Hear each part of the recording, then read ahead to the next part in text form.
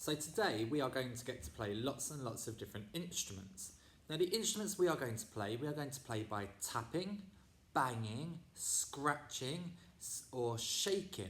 So we are going to play lots of instruments which are called percussion instruments. My turn, your turn. Percussion. Percussion. Now percussion means an instrument that we hit, tap, scratch, bang, shake to make noise. So there are lots of different ones we could do, like this one, shake, or we could do this one where we have to tap or scrape. So lots and lots of different types of instrument in our percussion box. And hopefully throughout this term, you're going to get to play lots of different sounds, like metal ones, wooden ones, and shaker ones. But I've got a question to ask you before we get started. Are the instruments alive? So have a think. We are alive because we've got a heartbeat and we've got a brain. Now you need to think, are the instruments alive? Do they have their own heartbeat? Do they have their own brain? And hopefully you're sitting there thinking, no. So our instruments are not alive, which means they cannot make their own choices. They cannot choose to suddenly just jump out of the box and start playing.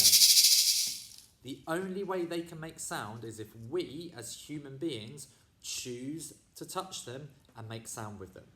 So for example, at the moment, my maraca is not making any noise because I am choosing to keep my hands super still. What about now? It's making noise because I am choosing to shake it. What about now? What about now?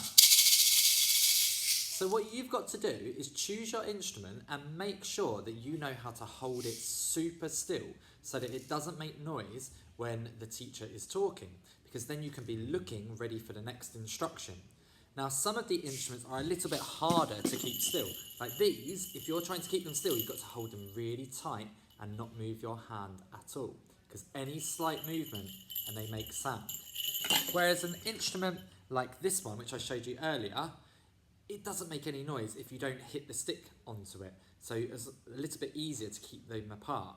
So you're going to practice some instruments which are tricky, some which are easier to not make noise. And then what we'll be able to do is we'll be able to follow our instructions and follow notes for long and short. And we know that we can make long sounds, short sounds, and we know how to stop. And there is no noise when we stop.